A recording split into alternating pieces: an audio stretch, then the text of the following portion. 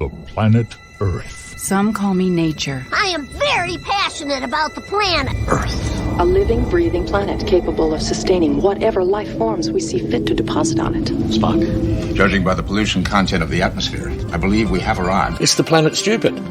No. It's the planet stupid. It is. It's the planet stupid. Bob Keefe is the executive director of Environmental Entrepreneurs, E2. You have written a book about the environment. Welcome to the show, Bob Keefe. Hi. Oh, it's so great to be with you, Kim and Phil, and thanks for having me. And hey, you'll be glad to know I have some good news after that last segment. I've got some good news for you, and believe it or not, it's about our environment, it's about climate change, and it's about our economy. All right. So you've written this book, and it's Clean Economy Now, and I'm taking it that, you know, there's this kind of always this divide between business and the environment, but you're saying that maybe it doesn't have to be so separate? Absolutely, it doesn't have to be separate. And look, in my day job, I'm the executive director of a California, an organization that originated in California 25 years ago called E2. Mm-hmm. And we are a group of more than 10,000 business leaders from every sector of the economy, every part of the country, who realize that we can have a good economy and a good environment at the same time. And so we advocate for policies that are good for our economy and good for our environment. And again, the good news is we know we can do both, and we're doing it at a pace and a speed and a level like we've never done it before right now. So what kind of policies would be examples of that? Well, one example, we got our start in California working on the California Clean Car Standard 25 years ago. Mm-hmm. That requires car makers to make cars that are a little bit cleaner for California, and spurred the innovation of things like hybrid vehicles and now electric vehicles. More recently, we worked hard in Washington to pass the Inflation Reduction Act and other federal policies. I don't know that automakers were willing partners into cleaner air standards or electric vehicles, were they? I mean, they absolutely were not. You know, when California was considering those policies, Phil, 25 years ago, we had the auto industry, we had the petroleum industry coming to Sacramento saying, hey, you crazy Californians, you passed this policy and it's going to kill our businesses, and California is going to go to hell in a handbasket. Our founders were Silicon Valley folks, innovators, who stood up and said, no, wait a minute, there's a different business case for this.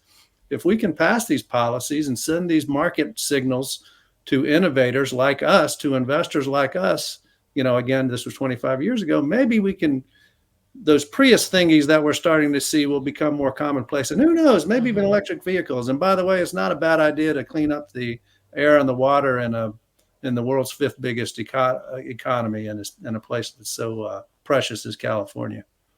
You say in your book that the decisions that we make now define our economy and the health of our planet, and you say we're at a crucial moment. If a business owner, entrepreneur, has a choice between making more money or maybe doing something that will make them less but better the environment, how do you make that choice, and how do you encourage people to put the planet first? Well, look, the good news is that technology has caught up with our problems, with our climate issues. Right now, the cheapest power available any place in America and most other places around the world is solar and wind. In California alone, we've been getting about 150% of our energy, believe it or not, already from solar, wind, and water. Over the past 40 or 50 days alone. That's amazing. We're producing more energy than we can use in this state from clean sources right now. And if you're a business owner, if you're a homeowner, you want the cheapest power available. But as just like the pace of every other economic revolution, there are going to be opportunities all along the way. The internet set the opportunities for all the technology, for instance, that we're seeing today. The railroad economic revolution set the stage for commerce across America. What we're seeing now in the clean economy is every bit as transformational as those transformations of the past. But Bob, is there an, you may have learned this in research and writing, but is there an inherent conflict between business and cleaning up the environment over cost or priorities? Well, look, I think you got to Or look at. I think you got to look at businesses. You got to look at what that business does, what that industry does. Is the clean economy boom great for the oil and gas industry? Probably not. But Right. the fact is, we're talking about an energy transformation, and who better to both benefit from and drive an energy transformation than the energy industry?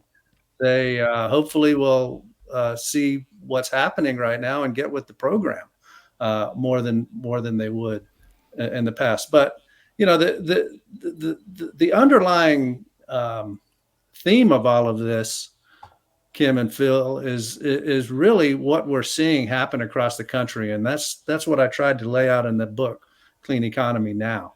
Since the passage of the Inflation Reduction Act 20 months ago, just 20 months ago, we've seen more than 300 major clean energy factories and projects pop up all across the country. We're talking about electric vehicle factories in places like South and North Carolina. We're talking about battery factories here in California and other parts of the country as well. We're talking about solar panel factories, offshore, onshore wind farms, hydrogen plants coming online now. When is the last time we've had 300 major manufacturing and other projects like that coming out of the ground in America? It's driving $120 billion in private investments. Already 100,000 jobs been announced in these fields. That's amazing. But is the motivation there to clean up the environment or to take advantage of an emerging market? I think the answer is yes. It's an emerging market, and it is cleaning up the environment. So it's kind of a win-win. I believe it is. At the same time, I just saw a story last night that Tyson Foods is dumping millions of pounds of toxic pollutants right into rivers and lakes in America over the last 5 years. So it's not, I mean, you know, we may be moving in the right direction, but you still have pieces of industry, of American business that don't get the message. So what do we do about that? Well, absolutely. And of course, there are, look, this is a multifaceted issue, right? What we're talking about, or what I'm talking about, is kind of the growth in clean energy and the clean economy. Sure. Yes, there are going to be businesses that do bad things. There always have been, and there always will be.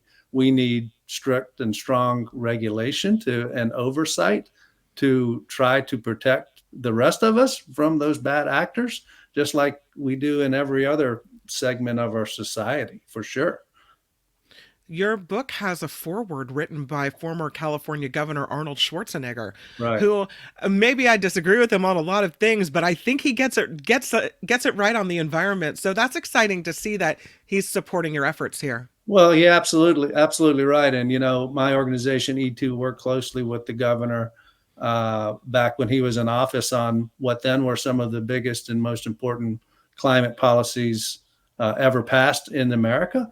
And as a result, that drove a lot of the clean energy growth that we've seen here in California, in solar and wind and electric vehicles, and helped create some of those 500,000 or so jobs that we have in clean energy in this state now. I really wanted the governor to do the forward for this book for another reason, though. It's because he's a Republican, and he got all of this done in a Democratic state. Yeah. And it just goes to show that, you know, there shouldn't be anything partisan about this. There shouldn't be anything political. These aren't red state jobs. These aren't green state jobs. These are red, white, and blue jobs. And it's affecting and benefiting the economy nationwide, and affecting and benefiting our economy, our environment nationwide and globally. So is there a business leader that you would, I know in your book you talk about a lot of them, but that for our listeners, for our viewers, that you would want to single out as sort of the key player in all of this, or maybe one or two? Well, Anyone recognize? I don't know that there is a key player. Look, my organization again is 10,000 business people who realize that we can have a good economy and a good environment. That's indicative, just like there are everyday folks who care about the environment more than others. There are business people that care about the environment more than others. And oftentimes they're willing to step up and do something about it. Certainly, we've seen some great leadership from the likes of Bill Gates, for instance, with all of the work that he's doing in clean energy right now. Other companies are leading the way for sure. But really, it's opening opportunities for business people and everyday citizens in so many ways. It seems like we're paying more and more and more for power, Yeah. especially in Northern California with PG&E power rates. They keep going up. I'm assuming it's the similar in Southern California. I'm wondering if clean power means we're going to pay more, and that's just the way of the world. Well, the answer is no, Yeah. and we're conflating a couple issues when we're thinking about why power costs so much in California. It doesn't cost so much because we're shifting to cheaper sources like solar and wind. It costs so much because of the economic cost of climate change, frankly, and every utility now having to pay bazillions of dollars to because of the horrific fires, for instance, that got started because of out-of-date transmission lines in California. The cost of burying those lines underground to prevent fires, catastrophic fires in the future. The cost of cleaning up fossil fuel plants, whether it's gas pipelines that broke in the middle of the state or plants that are going down. Those are the costs that are driving up our energy costs. It's not shifting to a cleaner or a cleaner and cheaper source of energy. Can I ask you a related question that I'm sure that you have an insight into? That Well, you can ask me anything. I don't know if I have insight into it. all right, I have many questions to ask you. But first of all, I've covered this story so many times. Gasoline prices. Yeah. Why are gasoline prices so high in California? And is it simply because they can charge what they want and get away with it, and demand continues to be strong? Or well, I'm not the expert here. What I would say is that yes, part of it is frankly simple supply and demand. We have more cars in California than any place in the country, and there's more demand for gas than ever here. There's also a small and outdated number of refineries, right. Which makes it so we always hear about, oh, gas prices went up another $1 or something because some refinery shut down. Well, that's why. All right. I know you're not an expert in that area. I didn't mean to put you on the spot, but the other question is one of the ongoing issues in Southern California, of course, is water, the water supply. So I know that they're incredibly expensive, but why don't we have more desalination plants? Yeah. Well, two things. First of all, back to cars for 1 minute. The good news is we're finally getting some choice in that, right? We don't have to fill up at the gas station all the time anymore. I bought an EV back in October, and I'm not missing going to the gas station and paying $100 to fill it up. How much was it? It was just shy of $50K, which is about the same price of a gas powered car right now. Yeah. True. Yeah. And I pay, I think maybe $12 to fill it up when I plug it in my garage at home. So, there's that. No, I'm to, with your you question, to your question about desal, I happen to live in Carlsbad, California, which has the only major desal plant in the state, I believe. But you're right. A lot of it's very expensive to do desal. And it's not exactly environmentally friendly when you suck all that ocean water in and all the plants and animals and critters that are in it and run it through a big series of pipes like you're looking at there. So there's that part of it. We have to do everything we can to address this climate crisis. We have to look at technologies like this, and we need to figure out how to make it cheaper and better and more environmentally responsible.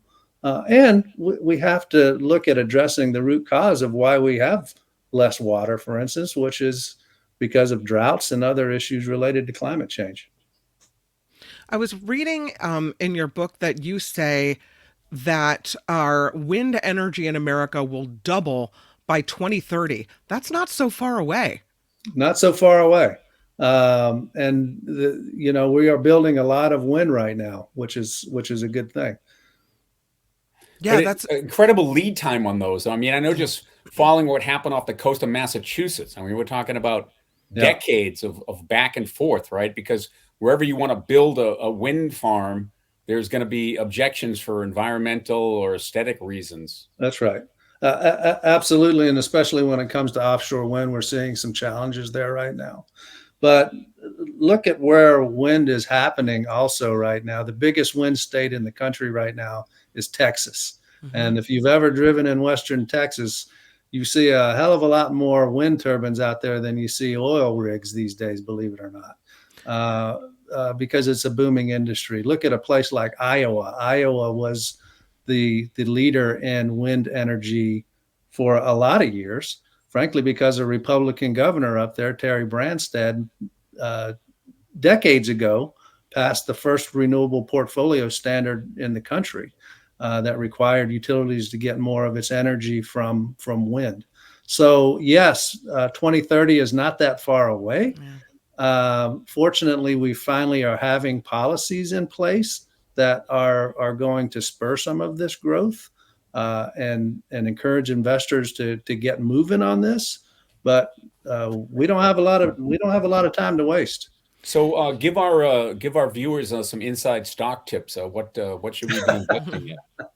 Can't do that. I don't do stock tips, but when you look at the growth in the clean energy industry, look, for a number of years I was a technology journalist and I covered Silicon Valley, and the thing about Silicon Valley, yes, there are their ups and downs, and we had the .com boom and the .com bust, and then the .com stabilization, if you will. We're still in the original or the beginnings of this economic transition in clean energy, but there's going to be a lot of opportunities for investors and others. Do you happen to know a gentleman by the name of Mark Tursick? Don't think I know that Former name. CEO of the Nature Conservancy. Okay. He wrote a really interesting book called, just looking it up here, right here. Nature's Fortune: How Business and Society Thrive by Investing in Nature. That there might be some overlap there with your book. Yeah. You brought up Texas, and they've been having a lot of stories pop up about their book bans, and some of the books apparently have been banned because they don't speak enough about they say bad things about the oil industry in Texas, and that's something that's important to them, and so they don't want anything negative about that. Yet you just say Texas is now becoming one of the biggest states for wind power production. And so how do you, pry from the cold, dead hands of entrepreneurs and business people there that are so invested in traditional, oil production and all of these things, and have them shift over to something that's better for the world? Man, I thought you were going to tell me my book got banned in Texas, which no. Which would have been a badge of honor, perhaps. I don't know. Well, look, look at a place like Houston, right? The oil industry capital of the country, if not a lot of the world. In Houston, there was just a couple years ago a new, what do you call it? A technology incubator popped up in that city, specifically because there's been such a tremendous growth and interest in clean energy by companies around there. These are the traditional oil companies and the suppliers to those oil companies. These aren't emotional decisions that companies are making. They're quite naturally business decisions that they're making.